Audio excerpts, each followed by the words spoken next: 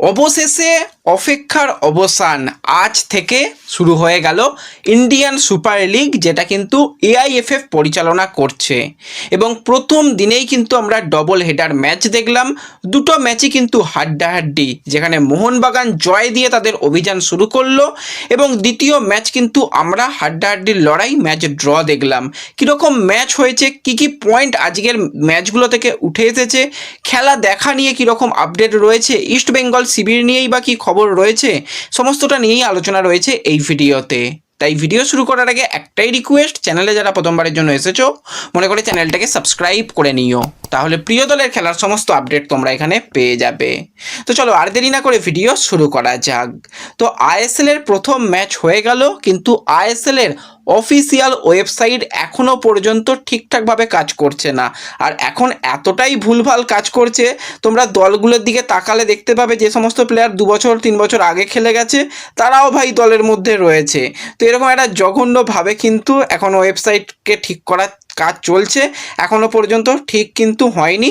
এখানে বেশ খারাপই অবস্থা রয়েছে ওয়েবসাইটের। তো এইসব বাদ রেখে যদি আজকের আমরা খেলা নিয়ে কথা বলি, প্রথম ম্যাচে মোহনবাগান সুপার জায়েন্ট তারা কিন্তু কেরালা ব্লাস্টার্সকে 2-0 গোলে হারিয়ে দিল। যেরকমটা লাইন আপ নিয়ে কথা বলেছিলাম, 4-4-2-এ সের্জিও লোবেরা যাওয়ার চেষ্টা করবে। আক্রমণ ভাগে কিন্তু ডিমি এবং তার সাথে কিন্তু ম্যাকলারেনকে একসাথে রেখে দল সাজানোর চেষ্টা করবে। রবসন রবিনোকেও যদি আমরা প্রথম থেকে দেখি, অবাক হওয়ার কিছু নেই।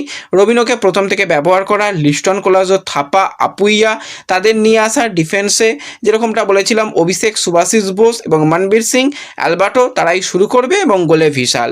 অপরদিকে কেরালাও কিন্তু তারা কিছুটা 4-4-2 লাইন আপেই গিয়েছিল, সেখানে কিন্তু তাদের ডিফেন্সে যেরকম বলেছিলাম সেইভাবেই তাদের ডিফেন্স লাইন। বিকাশ ইয়ামনামকে প্রথম থেকে দেখা যায়, হার্মি পামে আসে না। পরবর্তী সময় আরও অনেক প্লেয়ার অপশান হিসাবে নিয়ে আসা হয়েছে। আমার তো আজকে কেভিন ইয়োকের খেলা খুব ভালো লেগেছে। মোহনবাগানের কথা বললে, মোহনবাগান বাই হেভিওয়েট দল, মোহনবাগান ডিফেন্ডিং চ্যাম্পিয়ন, তাদের আটকানো যে কোনো দলের জন্য কঠিন। যেখানে কেরালা পুরো তাদের দল ভেঙে গেছে, সমস্ত বিদেশি প্লেয়ার ছেড়ে দেওয়ার পর নতুন একটা বিদেশি প্যানেল আনা হয়েছে, সেখানে তাদের মানিয়ে নিতে তো সময় দিতে হবে। সেখানে অন পেপার মোহনবাগান অনেক বেশি শক্তিশালী, অন ফিল্ড সেটা আজকে প্রমাণ করে দেখিয়ে দিয়েছে মোহনবাগানের প্লেয়াররা।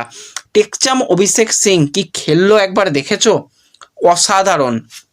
দুটো উইংয়েই, কি লেফট উইং কি রাইট উইং বা রাইট ব্যাক যেটা বলতে পারো, ডিফেন্সে খেলছিল, প্রয়োজনে উইংয়ে গিয়ে অ্যাটাকও করছিল।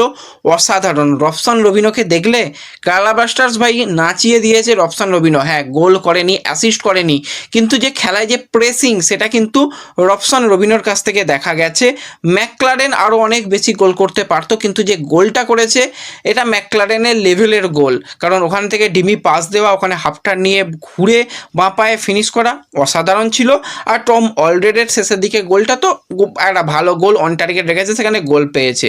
ওভারঅল মোহনবাগান আজকে অন পেপার যেরকম ভালো দল ছিল, অন ফিল্ডও কিন্তু তারা আজকে ভালো পারফরমেন্স করেছে। এবং আজকে যদি আমরা মোহনবাগানের পারফরমেন্স নিয়ে কথা বলি, তারা কিন্তু টোটাল 23টা শট করে এসেছে, 7টা টার্গেট এবং তারা 2টো গোল পেয়েছে। আজকে কিন্তু এই যে জয় প্রথম ম্যাচে ভালো ব্যাপার লোবেরার জন্য, কিন্তু লোবেরা এতে খুশি হবে না। লোবেরা স্টাইলে কিন্তু আজকে মোহনবাগান খেললো, কারণ লোবেরা এই রকমই খেলাতে পছন্দ করে, যেখানে দল সবসময় প্রেস করবে, দল সবসময় অ্যাটাক করবে, সেই রকমভাবেই কিন্তু আজকে আমরা খেলাও দেখলাম। মোহনবাগানের খেলা কীরকম লেগেছে কমেন্টে জানিও।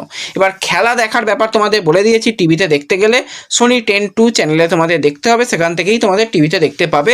মোবাইলে ফ্যান কোডের সাবস্ক্রিপশন, এছাড়া কোনো ব্যবস্থা থাকলে সেটা শেয়ার করা হবে পরবর্তী সময়। কারণ আজকে ইংল্যান্ড স্কটল্যান্ডের ম্যাচ আমি দেখতে গিয়েছিলাম, খেলা দেখার ব্যবস্থা করতে পারবো না তোমাদের জানিয়েছিলাম, তাও চেষ্টা করেছি হোয়াটসঅ্যাপ চ্যানেল, টেলিগ্রাম চ্যানেলে শেয়ার করে দেওয়া, কিন্তু ওইভাবে সম্ভব নয়। পারলে সাবস্ক্রিপশন নিয়ে রাখো।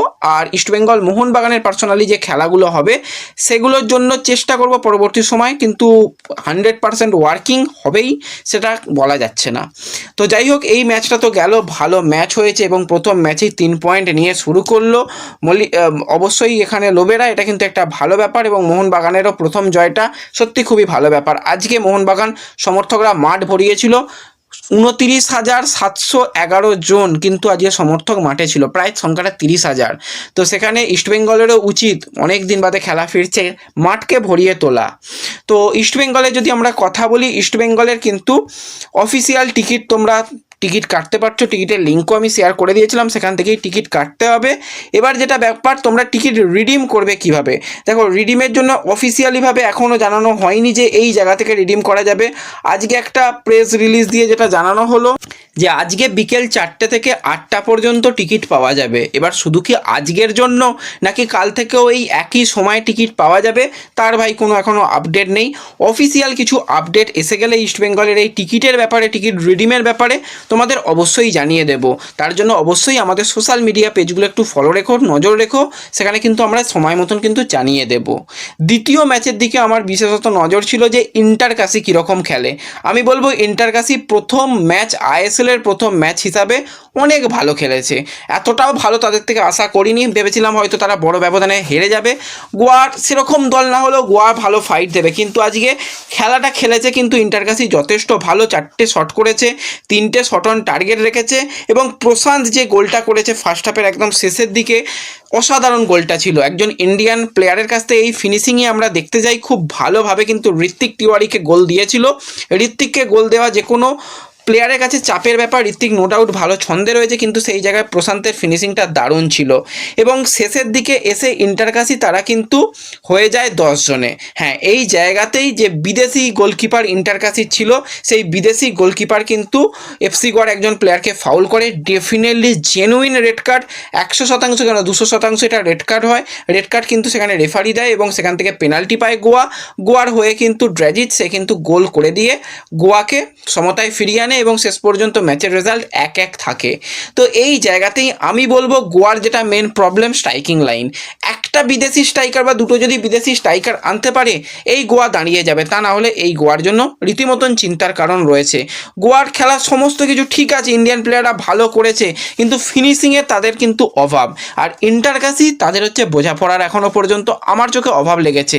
যত তারা ম্যাচ খেলবে, অন্তত 4-5টা ম্যাচ খেলার পর কিন্তু ইন্টারকাশিও ভালো ফাইট দেবে, কারণ তাদের পিছনে একটা হাবাস রয়েছে। তার যে প্ল্যানিং, প্রপার প্ল্যানিং করে দলকে তৈরি করা এই সিজনটুকুর জন্য, পরে অনেক কিছু প্ল্যানিং চেঞ্জ হবে, কিন্তু এই সিজনে যে দল গঠন করেছে সেখানে তাদের বিদেশি একজন গোলকিপার নিয়েছে, কারণ তাদের ডিফেন্সে খুব ভালো মানের কোনো প্লেয়ার নেই। তবু আমি বলবো সেই জায়গায় কিন্তু নিশ্চল চন্দন আজকে ভালো করেছে, নরেন্দ্র গায়লটও ভালো করার চেষ্টা করেছে, প্রবীর দাস থেকে শুরু করে প্রত্যেকটা প্লেয়ার যারা খেলেছে নিজেদের প্রথম ম্যাচের হিসাবে একদম ঠিকঠাক খেলেছে। যত ম্যাচ আরও এগোবে তারা আরও ভালো করবে, এবং তাদের গোলকিপার ভাই রেড কার্ড পেয়ে গেছে। এই জায়গাটায় একটু পরের ম্যাচটা সে সাসপেন্ড থাকবে, ডাইরেক্ট রেড কার্ড, হয়তো অ্যাপিল করতে পারে, জানি না এটা কোনো চেঞ্জ হবে কি, মনে হয় না চেঞ্জ হবে। তো সেক্ষেত্রে পরের ম্যাচগুলোতে তাদের গোলকিপার বিভাগটাকে একটুখানি নিয়ে চিন্তার জায়গা থাকছে। এছাড়া সেরকম খুব একটা চিন্তার জায়গা নেই। তো এছাড়া বাদবাকি ঠিকঠাকই হয়েছে। তো আজকের খেলা তোমাদের কীরকম লেগেছে আমাকে কমেন্টে জানিও। ভিডিও ভালো লাগলে লাইক শেয়ার করে দিও, চ্যানেলে প্রথমবারের জন্য এলে সাবস্ক্রাইব করে নিও। দেখা হবে পরবর্তী ভিডিওতে। ধন্যবাদ।